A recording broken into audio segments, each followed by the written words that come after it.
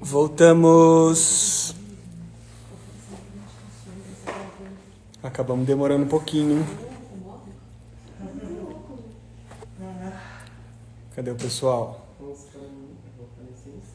Demoramos um pouquinho porque a gente emendou num papo bem incrível, profundo, fazendo as últimas considerações. Luluzita está aqui hoje.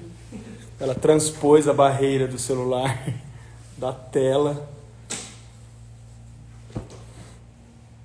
Então a gente está aqui no... Bom demais, está pertinho. Estamos nas reflexões, questionamentos. Aproveitando os relacionamentos para edificar o espírito, né? Usando tudo que a gente tem para edificar, buscar caminhos de elevação.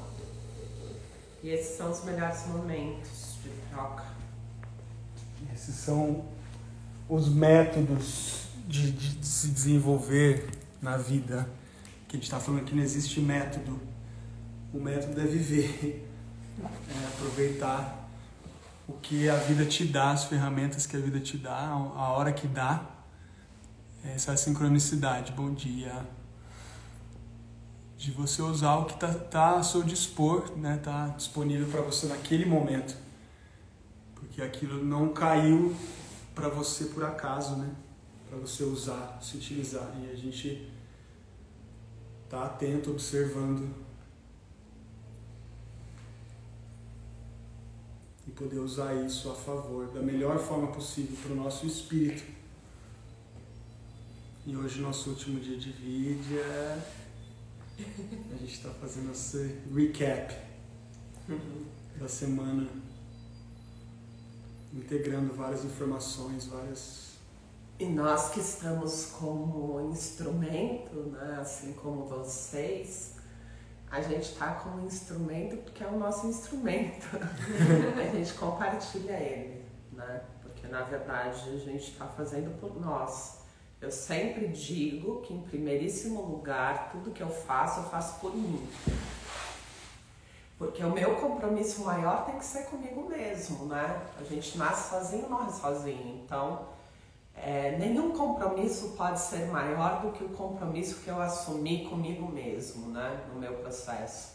Então, quando eu escolho fazer algo, isso principalmente, como energia principal, precisa me elevar, precisa me trazer algum ganho real para o meu processo de despertar, precisa estar num alinhamento com o meu sankalpa, para que eu não me desvie, né? E assim a gente vai fazendo as escolhas assertivas e vai compartilhando as nossas escolhas para aqueles que realmente se afinizam e que podem entender esse caminho como um caminho viável, né? Porque são muitos e muitos os caminhos, a gente está respirando e já é o caminho. Então, cada um vai se afinizar na medida que aquilo que eu vejo passa a ter uma coerência e faz sentido para mim. Então, é fácil de eu entender, transforma a minha vida, me modifica em algum nível. Não é com esforço, não é com dor. Então, isso é afinidade, isso é sinergia. É a gente ter uma fala que faz sentido, ouvir alguém que realmente consiga transmitir algo que faça sentido para mim, né? E que me faça me sentir melhor, ficar melhor, sem que eu precise me esforçar no nível da mente. Então esse é o processo, a gente estava falando da importância dos mestres, né? Sim. O quanto que a gente é arrogante, principalmente no Ocidente, e o brasileiro é bastante criativo, então a gente tem que tomar muito cuidado com isso. É bom e ruim. A gente pega uma parte do ensinamento e a mente diz, nossa, já entendi tudo, que incrível, caramba, é isso. Imediatamente eu saio correndo para falar sobre isso, né? E vou fazer uma transmissão distorcida daquilo. Porque eu vou pegar, vou modificar coisas, vou colocar situações da minha vida E aí eu vou gerar uma energia totalmente distorcida do ensinamento em si. Então, se a gente puder pelo menos não distorcer o ensinamento do mestre, já é muito. A gente já vai estar evitando karmas, né? Por isso que o processo da transmissão, ele é oral. Porque na escrita, a gente dá muita margem para a interpretação. E cada um vai interpretar com base nas suas experiências. Uma criança vai interpretar completamente diferente de um idoso. E você pode ler os mesmos ensinamentos em várias etapas da sua vida e você vai interpretar completamente diferente. Porque isso parte do princípio da sua experiência, né? Então a gente tem que ter uma humildade muito grande e um respeito muito grande por aquilo que é transmitido, para que a gente não distorça algo que está sendo cuidado há milênios, né? Por grandes sábios, por rishis, por yogis, por sadhus, pelos mantenedores, né? Pelos professores, pelos mestres. Então, nós que nascemos numa cultura que menospreza, né, esses processos de transmissão, que é totalmente diferente no Japão, eles honram muito a sabedoria dos mais idosos, né? Eles honram muito os ensinamentos. As escolas, elas são limpas, cultuadas, tratadas como templos, lugares sagrados, onde os ensinamentos são transmitidos. Desde casa, né, no Oriente, você já tem uma cultura de respeito ao mais velho, há uma hierarquia que ela sempre vai existir.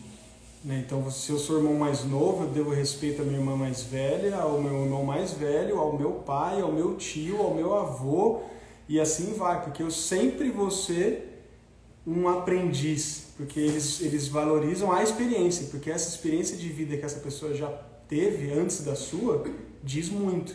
E você vai estar aprendendo com essas pessoas que já viveram coisas antes de você. E então, esse respeito que a gente falou, né? É importantíssimo, porque essa hierarquia sempre vai existir. Se tem um mestre à minha frente que faz determinada coisa há 30 anos, quando eu tiver os 30 anos do que esse mestre fez, ele já vai ter 60. Então ele também continua. Então isso, na verdade, ele caminha junto, né? A gente dá continuidade aos ensinamentos, a gente honra que a gente pôde achar esse tesouro no meio dessa bagunça toda e se conectar com uma pessoa que te traz esse benefício, só que você nunca, na verdade, você nunca vai. E a ideia não é essa, você ser, porque a gente tem essa cultura de saquear, né? Para ter mais, para ser melhor. Então, você quer pegar aquilo para você superar aquele mestre, para você ser mais. E aí você fica buscando formas para dizer que você agora é mais capaz do que aquele mestre, é melhor do que aquele mestre, melhor que aquela pessoa que você aprendeu alguma coisa um dia. E você vai desconsiderando a fonte que te deu a primeira oportunidade de chegar nesse lugar que você pode dizer hoje, de repente, que você, nossa, estou consciente, estou isso, estou aquilo. Isso não significa que a gente não tenha a nossa trajetória, né? Que a gente não deva seguir a nossa trajetória e também honrar a nossa maestria. Porque eu estava falando que as escrituras, os textos sagrados, inclusive dentro do budismo a gente tem aqueles que têm uma mediunidade específica, então tem os mestres, que são os mestres que conseguem enxergar em que estágio da morte você está. Então, no processo da morte, ele vai guiando o espírito, ele vai dizendo, agora você está no bardo tal. E aí vão sendo feitos vários rituais, mas você precisa daquele mestre que tem a capacidade de ver através da morte. Aí a gente tem um outro mestre que consegue saber aonde o próximo Rinpoche vai encarnar no planeta. E quais são os sinais? Os sinais, eles vêm descritos também na escritura, que o avatar vai encarnar e ele vai apresentar determinados sinais. Ele vai saber entoar um mantra, que é o mantra mais difícil. Ele vai ter uma postura de corpo, que é uma postura muito complicada de você conseguir atingir, e que isso vai ser natural nele. E aí a gente estava falando o quanto que a gente desconsidera a maestria de cada um, que a gente já traz como resultado das últimas experiências, né? E eu estava dizendo do trabalho que o Alan faz, que é muito importante, estudando nos Vedas, toda essa parte dos movimentos que trazem a dança, o que significa, e todo o trabalho ele é feito num nível de total isolamento e prática e repetição de cada partezinha do corpo, que é um trabalho que desde a infância ele está fazendo na pureza, sem saber porque ele está fazendo, né? Mas que ele já está trazendo de uma experiência que com certeza ele já teve na Índia, nos ensinamentos, nas culturas, e isso vai fazendo sentido do porquê que ele está aqui nesse momento agora, um momento planetário que é tão importante, que a espiritualidade está dando tanto foco para o trabalho do corpo, né, como processo para a gente conseguir realmente ter o veículo de edificação do espírito. Então, as pessoas, quando você usa a mente, você quer saber que faculdade que o outro fez. E você não vai se preocupar em entender como que a pessoa vive a vida dela, né? Então, a gente quer currículos. E currículos não dizem nada, né? Porque o que vai dizer é como a pessoa vive a vida dela. O que ela traz, aonde ela tem um compromisso, uma disciplina, uma resiliência, o que ela pratica. E no processo da transmissão se transmite milhares de informações conscientes num único movimento. Então, de repente o mestre só treinou isso a vida inteira, só que você não tem ideia do que ele acessou com isso a vida inteira. E aí você chega lá e ele fala, ó, é isso. Você fala, é isso? Não, você não é um mestre, né? Então a gente vai sempre negar justamente pelo processo da nossa experiência. E você pode mudar o mundo fazendo isso aqui, ó. Porque o que importa é a forma como você faz, é tudo que você experienciou, viveu, trouxe, está no seu campo, no momento que você transmite isso em consciência. Então a gente nunca ensina pela mente, a gente sempre ensina pela prática. É a prática que vai te dar condições de ir para um lugar assertivo. A mente distorce, a prática te coloca num lugar assertivo. Você não vai fugir, porque na prática você vai encontrar o caminho certo. A explicação, o entendimento, você vai dar saltos no seu processo de evolução.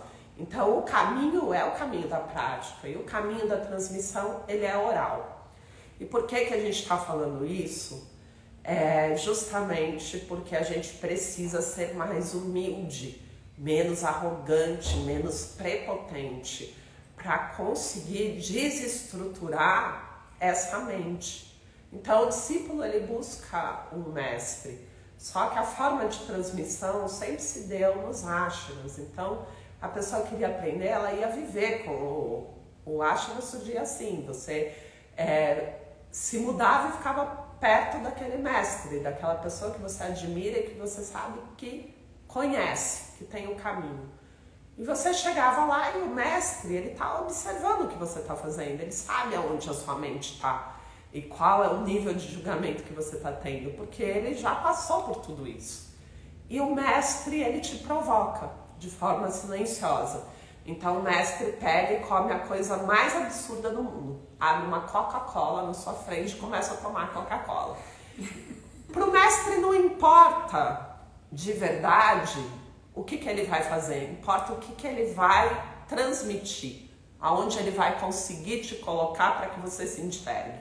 Então o mestre vai lá, abre uma Coca-Cola e você como discípulo fica, meu Deus, o que eu estou fazendo aqui? vendi minha casa, dei todo o dinheiro, esse cara toma Coca-Cola, meu, ele não pode ser o mestre. Isso é uma farsa, né?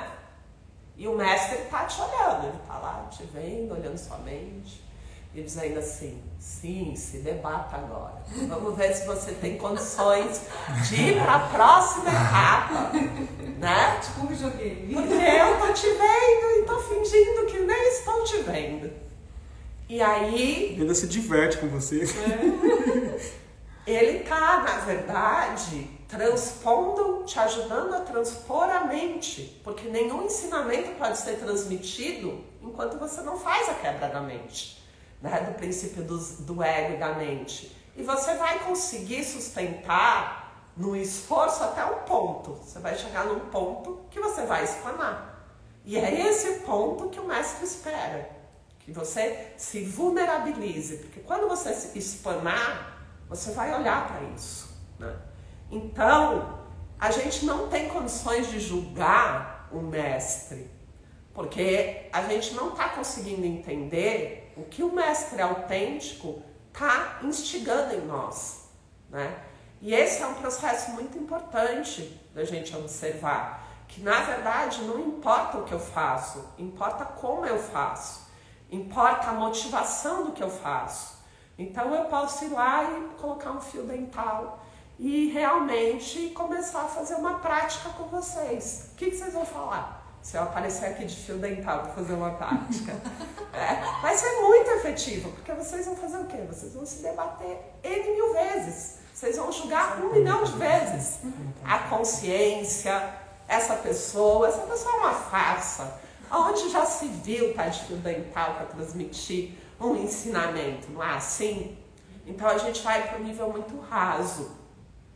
E essas coisas que são muito chocantes, elas servem para a gente despertar em relação aos julgamentos constantes, a escolha que a gente faz a partir de uma mente enredada. Então é importante, é muito importante, né? E a gente estava justamente conversando sobre isso. Se você não tiver a humildade de entender que você está enredado na sua mente e que ela te faz achar que você é uma coisa que você não é, porque a mente está sempre criando ilusão e essa ilusão você valida como verdade, como realidade, você não consegue dar um mínimo passo no processo de evolução, né? Você não sai do lugar. E nesses momentos que você ainda na sua ignorância, você ainda se compara a esse mestre, né? Você quer se comparar e olhar e falar assim, tá vendo? Ele só pode, se ele está fazendo isso, então eu sou muito melhor do que ele, né? Até porque eu me identifico, a gente falou até essa questão, né? A gente já, por se identificar com o ensinamento, ou com uma filosofia, ou com uma doutrina, qualquer coisa que seja elevada, você identificar aquilo, entender e compreender a mente. Você fala, putz, então eu também sou muito foda, sou muito especial, porque eu me identifico com essa linha de trabalho e não com a outra. Então você já se coloca no mesmo patamar daquele mestre. Só que a diferença é que o mestre viveu, ele sustentou esse caminho. Ele realmente viveu e passou pelos processos. Você hoje está pegando um ponto já lá na frente e que sim, é importante, você está enxergando, só que isso não te faz estar no mesmo patamar. Pelo contrário, você também tem que experienciar aquele ensinamento.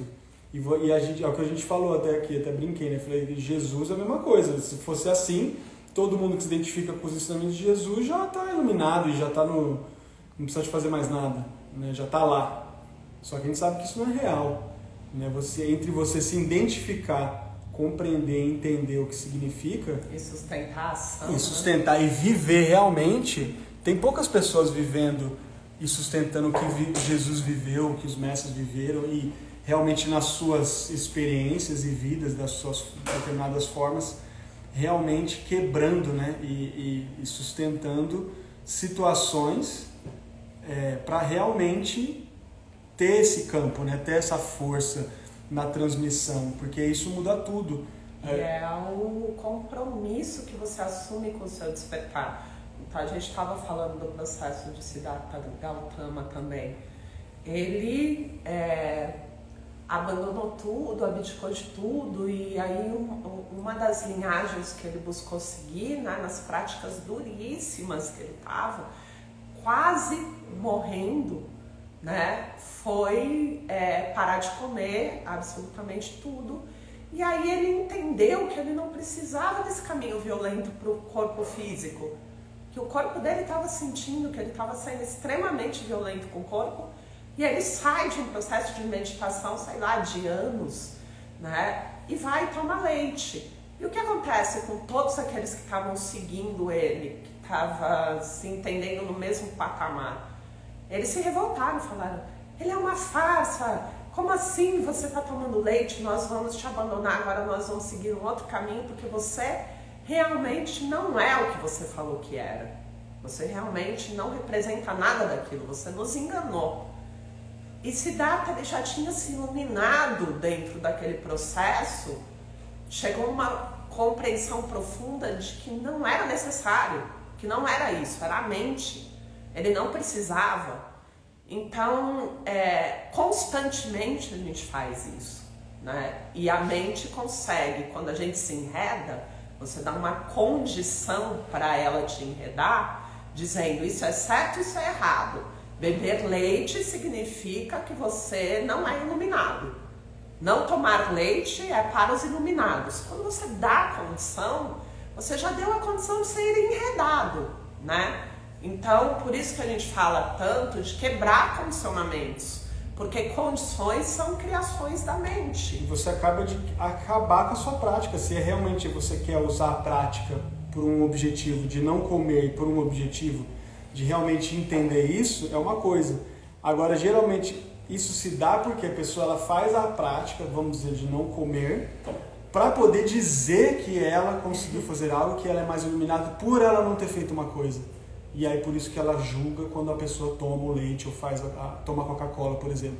Então ela também não está na verdade de falar assim, não, eu vou experienciar o não tomar Coca-Cola ou não comer nada para chegar no meu limite, por um processo meu próprio, para entender aonde eu vou me debater para que eu possa transmitir isso. Mas nesse lugar, a maioria das pessoas, elas confundem porque elas estão fazendo a prática para se sobressair, para poder ter um motivo de julgar o outro que não fez. Porque julga, porque não acessa, né? Tá nesse lugar raso ainda da técnica, né? Do método, né? E o método é mental. Todo método é mental, todo método te faz chegar num nível somente mental. Então é importante você usar a mente, usar o caminho que muitas vezes ele está sistematizado, mas ele não foi sistematizado geralmente pelos mestres, é por alguém que observou e sentiu uma necessidade de manter aquilo para a transmissão, mas entendendo que não pode ser na vibração mental da condição, e sim um caminho. Então a gente tem muitos caminhos, e aí é um caminho que funciona. Então a gente tem mais de 5.000 caminhos para se meditar e para se chegar em Samadhi, iluminação. E a gente vai tentando esses caminhos, a gente vai tentando aquilo que é mais sincrônico com o meu momento. Isso não significa, nesse primeiro momento, eu posso encontrar o trabalho de meditação sentada. E num segundo momento, eu já me transformei tanto a partir disso que eu tenho condições, então, de fazer um outro método de meditação que eu nunca me afinizei antes, né? Hoje eu consigo fazer um determinado movimento, só que na prática desse movimento eu consigo chegar no entendimento do porquê que eu quero fazer um outro movimento, né? Então o caminho é o caminho da prática e nunca cristalizar, gerar condições. A gente está aprendendo o tempo inteiro, mas a gente só aprende quando a gente usa aquilo que a gente está entrando em contato, que está fazendo sentido para a gente, quando a gente realmente põe na prática. na vida. Então, não julgar. Eu li, eu ouvi desde que eu me conheço por gente, mas eu estou pondo isso em prática na minha vida. Eu estou tendo um propósito de ter a prática de não julgar. Então eu estou pegando isso com força mesmo, porque isso é o princípio de todos os ensinamentos, de qualquer filosofia, né? E aí a gente faz o básico do básico, que é aquilo que é o caminho de entrada. Então, se a gente não fizer, não adianta a gente continuar repetindo, escrevendo, postando, falando, se a nossa mente está lá julgadora, punitiva. E como é que eu sei que vocês estão no julgamento? Porque vocês se julgam. Então, se você se julga, é porque você julga toda a humanidade, você julga tudo que está ao seu redor. E esse processo é autodestrutivo. Então, faz tão mal julgar que quando a gente se julga, na sequência a gente se culpa, na sequência a gente se pune. E é um caminho que poucas pessoas conseguem sair, né? E, então, refletindo sobre a humildade que a gente precisa ter, de entender que realmente eu não sou aquilo que a minha mente diz que eu sou, que eu não estou tão melhor do que a maioria da humanidade, então que estamos todos muito parecidos, né, na condição de humano, e que essa condição ela é muito primitiva ainda, se a gente for pensar em outros seres, e que para isso a gente tem que ralar bastante mesmo, tem que pôr em prática muito mesmo para edificar o espírito, porque a gente está muito distante, a gente ainda tem dificuldades muito básicas, né? E a gente precisa exercitar. Hoje muitos se negam o mestre, só que o mestre sempre vai ser o mestre, ele sempre vai ser o professor, ele sempre vai ser alguém que são braços que realmente acenam o caminho para a retirada de obstáculos na sua vida, que mostram, né, caminhos. Então a gente tem que honrar o mestre, não como alguém que a gente segue simplesmente porque a gente está desempoderado de nós, mas alguém que nos ajuda a enxergar o lugar que a gente está no nosso empoderamento. O mestre, ele não pode representar uma falta de confiança em mim, né? A autoestima baixa não é a dependência que a gente cria, né? Dentro dos relacionamentos ou de alguém que a gente admira. Não é para julgar a pessoa superior e você inferior. Não é esse lugar de se sentir menos. Muito pelo contrário. É no seu empoderamento você ter uma referência que você possa confiar para te dar mais força interna, para te dar mais clareza, para te ajudar a enxergar sem criar distrações. Ontem a gente falou dos números. Então, tudo isso gera distração para o nosso processo. Então, clareza, pôr na vida, né? Ter ação prática. Porque essas técnicas, né, elas só limitam o que a gente está falando de técnica, né? Você utiliza a técnica para sair da técnica. Porque, na verdade, onde você vai aprender é entre elas, né? É nos espaços, é entre um passo e outro. Você esgotar essas possibilidades. A técnica te dá um ponto de partida, mas você não pode ficar tão aficionado ao método e à técnica, porque é o que a gente falou, o mestre ele nem tem a capacidade de colocar aquilo no método, porque é tanta informação que está ali, e é essa informação evaporada do campo que transforma, não é a técnica do movimento. A gente vai ver que se vocês ficarem treinando, existem milhares de pessoas em suas áreas aí, que pode ter uma técnica impressionante, perfeita, e vai te dar todos os métodos perfeitos para você aprender aquilo que você quer. Só que isso você vai entender depois de um tempo que não é isso que vai transformar, que vai elevar o patamar dessa prática sua. O que vai elevar o patamar é exatamente o campo de quebrar essa condição técnica, quadrada, que aprisiona. É a condição de você ser tudo. Você é a própria prática. Você vive a prática. E tudo que você tem a adquirir na prática, você coloca na vida. E tudo que você vive, você coloca na prática. Não tem mais divisões entre o que eu pratico e o que eu vivo. Então essa isso é uma técnica só. Então você vai ver que tudo que você aprende no yoga, você aprende na dança, você aprende na música, eles conversam.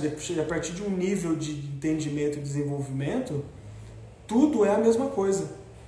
São só ferramentas diferentes para falar a mesma coisa. Tudo vai chegar no mesmo ponto, no mesmo lugar. Quando você começa a estudar mestres e maestros e o cara mais incrível da dança, um cara que chegou no nível muito alto da música e do teatro, da arte cênica, da engenharia, da astronomia, você vai ver que todos têm uma linha de raciocínio igual, que é muito simples na verdade, né? Ela é muito básica, e esse raciocínio básico é o que a gente perde no caminho por querer aprender um método, por focar no nome ou no método que ele usou para chegar lá. Só que ele não usou método nenhum, foi na verdade abandonando os métodos que ele chegou nesse nível supremo de compreensão. Exatamente. A Lu estava falando do Nada Yoga, que ela colocou super bem, né, Lu? Sobre quando as pessoas chegam para querer aprender, né? Porque o que eu aprendi com o meu professor, que eu honro muito, a maneira como ele ensinou é muito baseado em como ele aprendeu. E ele fala muito isso, que na verdade a maneira como ele transmitiu pra gente foi um jeito, a partir da experiência dele, que ele deu uma forma para conseguir transmitir. Mas era sempre a partir da experimentação. Então todas as vezes que a gente tinha algum momento, professor, maestro, mas não sei o quê. Agora não. Escuta, faz, pratica. Aí 3 dias depois ele falava, lembra aquilo que a gente fez 3 dias atrás? Então, foi tal coisa. Primeiro a gente experiencia, depois a gente vai explicar, ao invés de entrar com a mente primeiro. E foi a maneira como ele aprendeu. Uma coisa que ele trouxe pra gente aqui na Índia, ele não foi para uma escola de Nada Yoga para aprender. Ele foi diretamente no mestre, que ele queria aprender a Rudravina com o mestre, que é um dos caras mais incríveis. E foram várias idas para a Índia até ele conseguir ter esse contato. E aí ele passou a morar com esse mestre. E só depois de muito tempo, meses morando, que ele começou a ter algumas aulas. Então ele falava, se você passa para qualquer grande músico, mestre, assim, o que é Nada Yoga? Me explica, me ensina Nada Yoga. Eles vão fazer, não sei do que você está falando. Tipo, hã? E às vezes esse mestre ele vai ser um mecânico, ele tá só de olho. Ele falou, ele está procurando como. Assim como as lojas de instrumento também, ele falou disso. Porque a Rudravina é um instrumento extremamente sagrado e antiquíssimo. São pouquíssimos, são verdadeiros artesãos assim que fazem. Então eles não fazem para qualquer um. Então ele foi na loja, também foi isso, meses para conseguir um instrumento. Tem lá, ele falou, eu chegava na loja, aquele monte de citar aqui, citar ali, Rudravina aqui, e ele falou, eu vi isso acontecer. Chegava alguém, eu queria comprar o citar. A pessoa olhava, que é um mestre da construção daquele instrumento, né? Já catava na pessoa, não vendo. Como não vende? Tem um monte aqui. Não vendo. Mas eu tenho dinheiro, é dólar. Não. Tipo assim, porque ele está na preocupação de sustentar a sabedoria, né? Não. E a gente tem essa consciência de compromisso com a transmissão. Então, eu recebi na mais alta qualificação, eu não posso ser um agente de deteriorização dessa informação que chegou para mim. Eu passo a ser um mantenedor, um cuidador disso, né? Então, também quando você chega distorcido, fazendo uma pergunta distorcida, o mestre ele não pode te responder, porque ele vai estar validando a sua distorção. Então ele diz, não conheço isso, não sei isso. O que isso significa? Eu não recebo isso como verdade. Eu não compactuo com essa distorção já na sua pergunta. A sua pergunta já é tão distorcida que ele não te responde, né? Porque senão ele vai estar compactuando, ele vai estar dando vida para uma distorção. Então é muito interessante a gente entender isso. E muito provavelmente ele vai te dar o silêncio. E você vai ter que reformular a sua pergunta muitas vezes, até que você possa perguntar da forma correta. E aí sim o mestre vai te responder, né? Porque a resposta já está dentro de você. Então a gente tem um olhar, um cuidado tão grande em não ser enredado pela mente do outro, porque quando você vai reagindo e já responde, você valida aquilo como uma verdade, né? Então tudo isso é um cuidado no processo da transmissão. Então veja bem, como se estuda em Nada Yoga? Nada Yoga é um nome, né? O que eu conheço é uma transmissão milenar, enfim. Então é legal a gente refletir sobre isso, que quando a gente responde algo distorcido, a gente cria distorção, né? E a gente põe uma energia na distorção. E eu tenho falado muito para vocês em colocar foco energético somente naquilo que é, naquilo que se quer viver, e não dar poder para a distorção. O que a gente vê aqui é muita discussão, problematização e violência com base em distorção. Então, às vezes vocês me pedem, não, fala do racismo. Eu falo, não vou falar. Eu não vou compactuar com nenhum movimento apocalíptico, eu não vou colocar energia em nada que é distorcido, eu vou colocar foco naquilo que a gente quer viver, no que a gente quer construir. Por quê? Porque você passa a ter um campo de energia e uma responsabilidade. E tudo isso gera karma. Vocês copiarem e colarem coisas e instigarem movimentos de feminismo, de revolta contra o masculino, ou de movimentos que a gente vai fazer validando aquilo que a gente chama hoje ainda no planeta de racismo. São coisas que a gente está colocando energia no apocalíptico, né? Na destruição, na guerra, na violência. Então a gente tem uma responsabilidade em sustentar o que a gente quer no planeta. Então, ao invés de discutir, se debater em cima daquilo que é distorcido, traga respostas, resultados, ações novas, né? Caminhos que vão construir, vão ser construtivos para o que se quer viver no mundo. Foque no que você quer viver no mundo, né? Então o mestre, ele tem essa consciência, ele não dá poder para a destruição, para a distorção. E a gente tem que começar a entender isso, não dar poder para as coisas que a gente não quer que exista mais em Gaia, que exista mais na nossa realidade. E isso é uma escolha. Eu escolho não compactuar, eu escolho não colocar a minha energia, eu escolho não acreditar na doença, eu escolho não deteriorar, eu escolho não...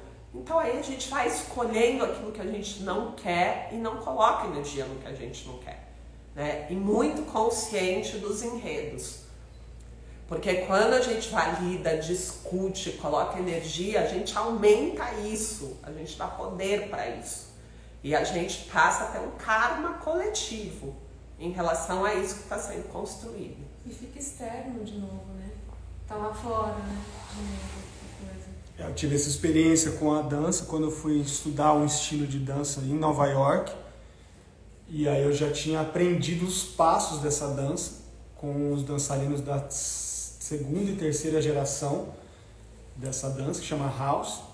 E aí você vê que os grupos, mesmo os caras lá que eram mais velhos, tá nos seus 40 e poucos anos, que é a segunda e terceira geração de dançarinos que espalharam essa informação para o mundo hoje, né? Esse estilo de dança, através de passos, porque foi preciso entender os passos, e aí eles criaram, só que aí chega um ponto que fica mais uma briga de quem criou o passo para ter o reconhecimento de que eu criei esse passo e eu inventei isso e eu passei aquilo e eu ensinei o japonês e eu ensinei o francês e eu fui pro Brasil e eu fiz aquilo, fiz assado, e fica uma discussão muito maior sobre quem detém aquela informação, que não é de nenhum deles, porque eles são a terceira geração, eles são os filhos, e os caras que são a primeira geração que pegaram a transição da música disco, da música soul pro house, que realmente pode-se dizer que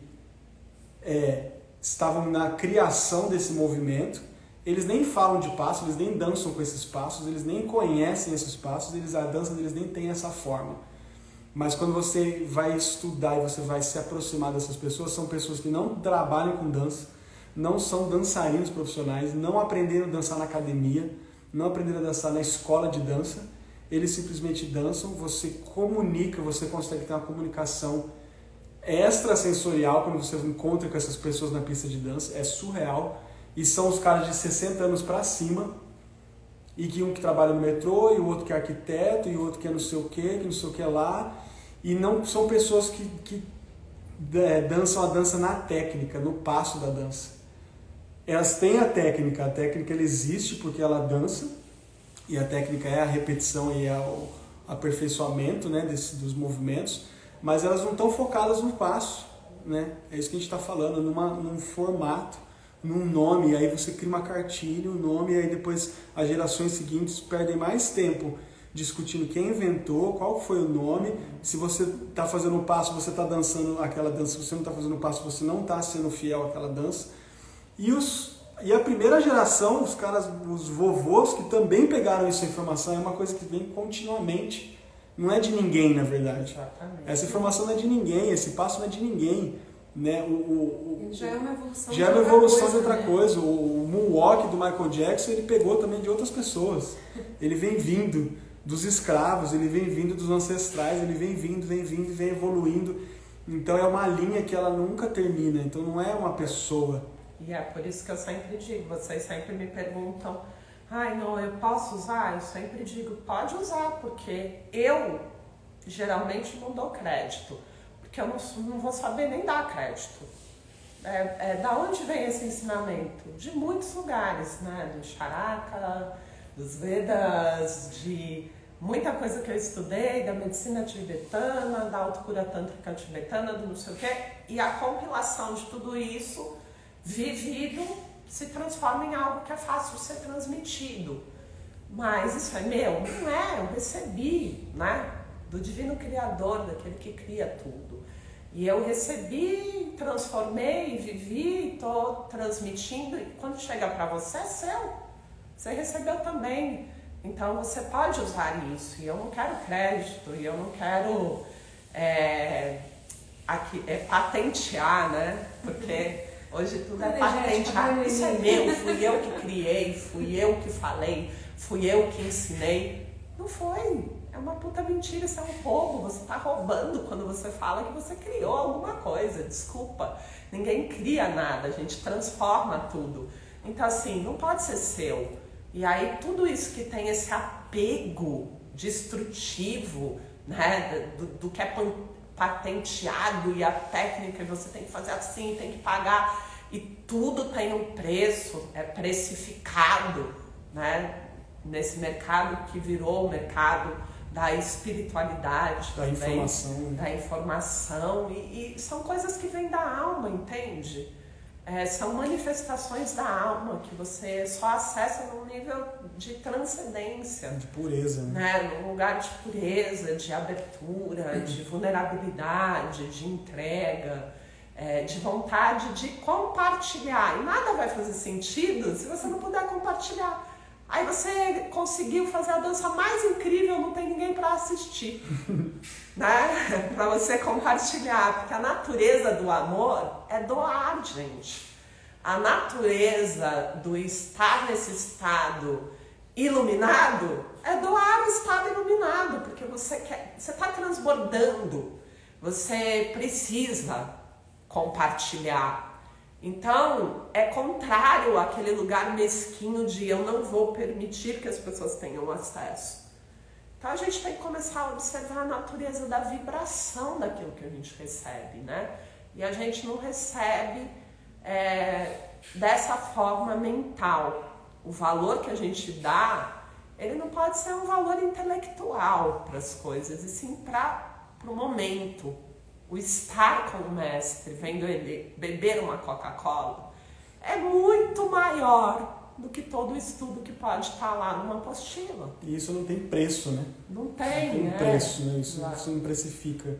Você não vai precificar nunca 2 horas na pista de dança com um vovozinho que você nunca viu na vida, que você não conhece, não sabe o nome, nem fala a língua dele, e você tem uma conexão de alma, de experienciar um movimento com uma pessoa e comunicar com 2 corpos. Você vai entender muito mais de dança do que você estudar numa sala de aula a vida inteira. Essas 2 horas com uma pessoa que tem essa vida na dança, do jeito dela, em compartilhamento com o seu, você vai entender muito mais sobre movimento, dança, alma, espírito, comunhão, comunicação, do que você estudar qualquer faculdade de dança em qualquer país desenvolvido do mundo. Você dançar com uma criança na terra. Pode ser que em 1 hora se dê toda a transmissão de toda a trajetória dessa pessoa, simplesmente porque ela se abre para transmitir e você se abre para receber, sem mente, né?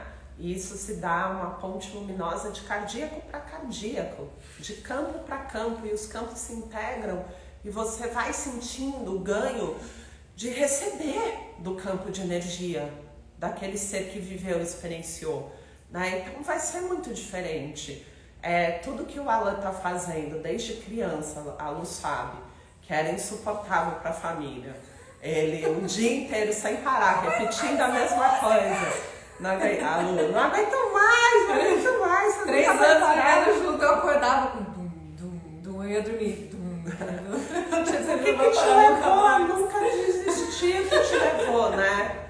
A viver isso tão com verdade, mas também todos os lugares de inspiração, de troca, de experiência, de consciência que se chegou, de caminho de purificação, de estado meditativo, de resiliência, de disciplina, de sustentar o cuidado com o corpo, tudo isso é transmitido quando ele vira a cabeça assim, ó. Porque é toda a trajetória dele, e tudo isso vocês se beneficiam. É isso que a gente tem que entender. A mente não tem condições de julgar toda a trajetória. E aí tudo que ele se alimenta, e a meditação que ele faz, e o trabalho de respiração, e o foco de estar todo dia fazendo e buscando esse lugar. Então, se você puder receber só isso, você já recebeu tudo que você precisa para conseguir ter sustentação na sua prática, né? Então, você não chega por qualquer motivo até uma determinada pessoa. Você chega porque você precisa de algo daquele campo de energia informado, né? E a gente está trocando isso. Então são muitas e muitas trocas. A gente não transmite só o movimento, a gente não transmite só aquilo que está sendo dito. A transmissão, ela se dá de forma muito completa. Toda a trajetória, toda a experiência. E essa experiência, ela é a base para que você possa ter rotina, disciplina, resiliência, cuidado, auto-amor, e chegue em lugares que é o que você está buscando. E aí você vai dizer assim: mas dança não tem nada a ver com espiritualidade, com o que eu quero, porque eu preciso aprender a ter disciplina, rotina, resiliência, foco, ter amor próprio, autoestima. Só que é exatamente isso que você vai receber da prática, né, dessa pessoa, porque ela tem isso integrado, né? Amor, amorosidade, capacidade de amar, capacidade de doar, genuidade, inocência, pureza. Você não está olhando nada disso, a sua mente está entendendo qual é a técnica. Não é dança, dança não tem nada a ver, né? Então é isso que a gente veio trazer hoje, compreender a importância daquele que transmite. E aí não importa o que ele vai usar para transmitir, pode ser uma Coca-Cola, pode ser o virar a cabeça, mas o que importa é a trajetória, toda a experiência daquele que transmite. Sim, a Luana é minha irmã, perguntaram aí, quem não sabe. Somos irmãos. Desde que a gente nasceu. Desde que ele nasceu. É o meu nanico. A Isso. Ana, ela é mais irmã porque ela nasceu antes. Eu nasci ela antes. nasceu antes, ela é mais velha. A gente chama ele de nanico, Então, porque ele é o caçula. Olha que tamaninho bonitinho que ele tem. E o meu irmão também, meu irmão, eu não sei se ele acho que ainda não tá aí, ele mora em Londres. Ele também vem com essa, ele também sempre teve essa mesma pegada. Ele é músico e ele ficava o dia inteiro lá, ele suportava também. 8 horas de estudo fazendo 3 notas. E aí a gente ficava com aquilo na cabeça no quarto. E você falava assim, meu Deus do céu. E aí eu ia pra sala, só tinha um CDzinho, que não tinha Spotify, não tinha YouTube, tinha poucas músicas. Quando eu consegui um CDzinho precioso de 50 minutos, eu punha na sala e ficava lá. 3 horas lá. E repetir, o CD virando, com as mesmas músicas. E minha mãe, coitada, ela tá aí, ela tá na live que eu tô vendo. E ela, não sei como que ela não ficou louca. Aliás, eu acho que é por isso que ela ficou meio doida. Agora eu entendo. Os 3 filhos doidos artistas, praticando. Então, assim, é esse lugar que a gente tá falando, né? Bom, a gente tinha que fazer a cura energética, só que já a cura energética hoje foi essa conversa. Com certeza a gente vai fazer para finalizar o vídeo, só que agora a gente precisa entrar com marquinhos. A gente pode fazer amanhã. A gente pode com o fazer. Zoom, porque amanhã vai ter o Zoom, a gente faz junto com o Zoom, tá bom, gente? Eu abro para vocês a cura energética, vamos refletir hoje, né? Sobre tudo isso que foi dito, que foi importantíssimo, para a gente tentar integrar um pouquinho e amanhã a gente vir para a prática de integração do curador interno. Então, que horas vai ser? 8. 8 horas da manhã. Amanhã às 8. Tá? E aí, todos convidados, a prática vai ser aberta e vai ser transmitida aqui através da live. Para quem está no Zoom, através do Zoom. Beijos.